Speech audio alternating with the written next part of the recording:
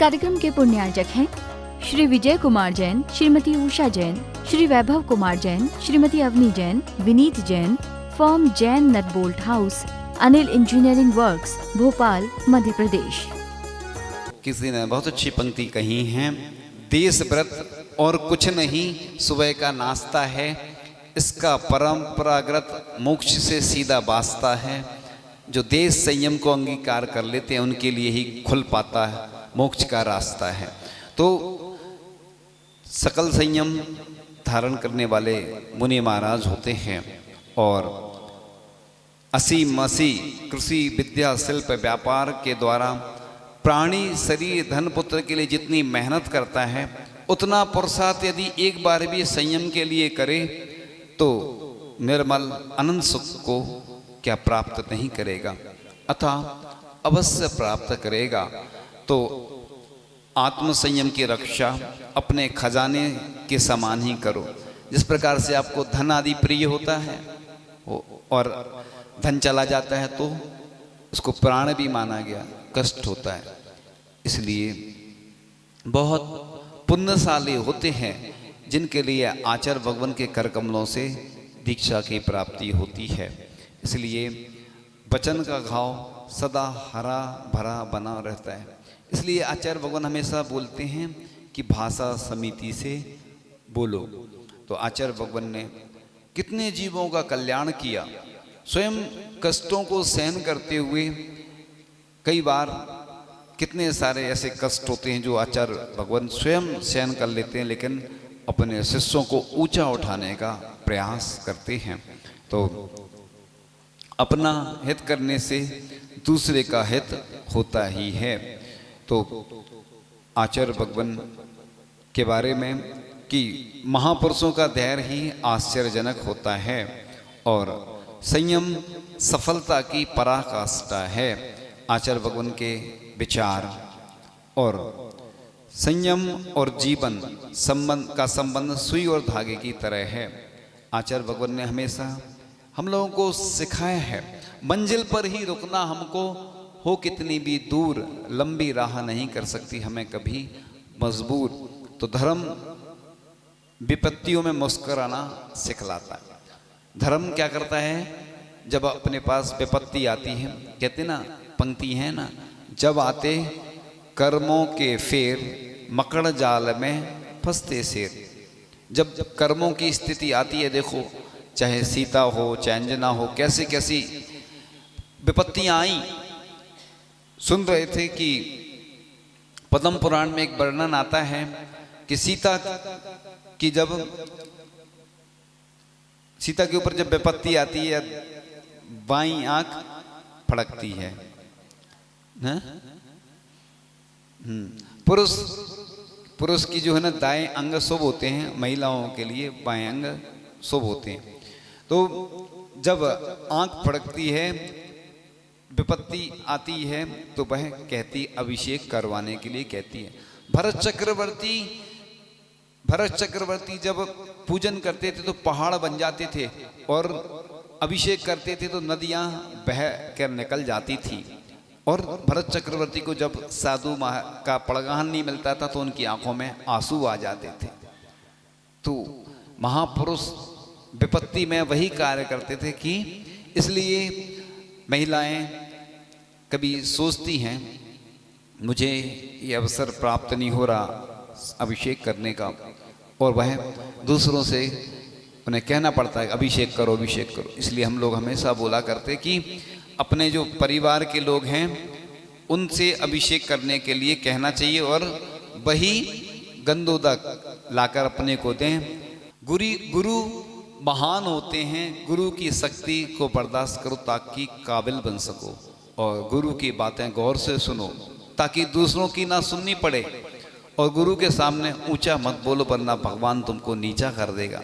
बहुत अच्छी पंक्तियां हैं कि गुरु का सम्मान करो ताकि तुम्हारा भी सम्मान होगा और गुरु का भी सम्मान होगा, और गुरु का हुक्म मानो ताकि खुशहाल रह सको, और गुरु के सामने नजरें झुकाकर रखो ताकि भगवान तुमको दुनिया में आगे मैंने देखा है कि आचार्य भगवान के आशीर्वाद से जो भी आज संघ के साधु हैं, अगर ऊंचाइयों पर पहुंचे हैं, वो चाहते तो अन्य किसी का भी आश्रय ले सकते थे, लेकिन मैंने देखा है आचार्य भगवान की आज्ञा जब नहीं मिलती है इतना कष्ट होता है। और आचार्य भगवान का जैसे ही संकेत प्राप्त होता है तो हम लोग बिना सोचे समझे बस सोच लेते हैं कि बस आचार्य भगवान का आशीर्वाद है तो अब कोई डरने की बात नहीं है। जिसके सर पर गुरु का हाथ तो उसकी क्या बात। इसलिए गुरु महाराज हमेशा, एक बार किसी ने कहा, आरिका संघ ने कहा आचार्य जी से, आचार्य जी आप माइंड में कैसे रखते हैं कि इतने सारे संघ और कैसे आप मेंटेन करते हैं। आचार्य भगवान बोले कि मेरे माइंड में नक्शा रहता है, पूरा सेव है, कंप्यूटर सुपर कंप्यूटर जैसा है, पूरा उनका माइंड व्यवस्थित, सब याद रहता है। एक बार किसी ने कहा कि आचार्य श्री हम आपसे दूर जाएंगे कैसे रहेंगे। आचार्य महाराज ने कहा कि जो शिष्य मेरी आज्ञा में है वह दूर रह के भी पास में हो, जो आज्ञा में नहीं वो पास रह के भी दूर है। इसलिए आचार्य भगवान कहीं भी रहें बस उनकी कृपा हम लोगों के ऊपर बरसती रहे, और उन्हीं की कृपा और उन्हीं का वरदस्त मुझे मिला। तो आचार्य भगवान के चरणों में एक सुंदर सा भजन, आसारहीन कल की कल को भुलाया, कल्याण के पथिक को जग को जगाया, आचार्य सुंदर दिगंबर रूपधारी, जो आपको निरखता बनता पुजारी, चरण धूल अपने गुरुवर की शिष्य शीस पर चंदन है, गुरुवर के चरणों का बंधन संयम का भी बंधन है, शिष्य और गुरुवर दोनों में अमिट प्रेम का बंधन है, गुरुवर की हर श्वास शिष्य के भक्त हृदय का स्पंदन है। भज मन विद्यासागर, भज मन विद्यासागर, सज मन विद्यासागर, सज मन विद्यासागर, विद्यासागर मीठे सागर जल के सागर हैं खारे, सागर से सागर ना तारे, पाप पाप को ना मारे, भव सागर से विद्यासागर किंतु भव जन को तारे, पश्चाताप करा कर स्वामी पाप ताप को संहारे।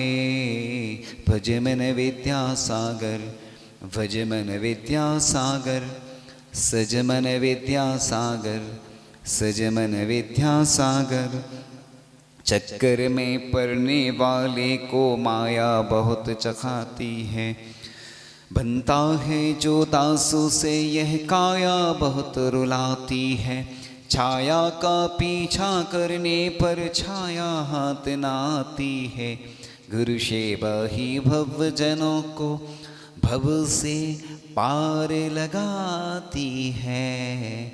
भज मन विद्यासागर, भज मन विद्यासागर, सज मन विद्यासागर, सज मन विद्यासागर।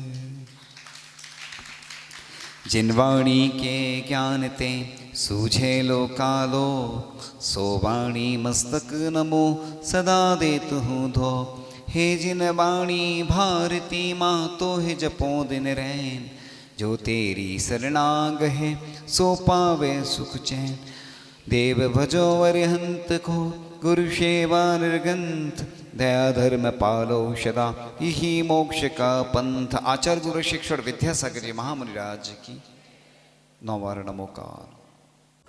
इस कार्यक्रम के पुण्यार्चक थे Shri Vijay Kumar Jain, Shrimati Usha Jain, Shri Vaibhav Kumar Jain, Shrimati Avni Jain, Vinit Jain, firm Jain nut bolt house, Anil engineering works, Bhopal, Madhya प्रदेश।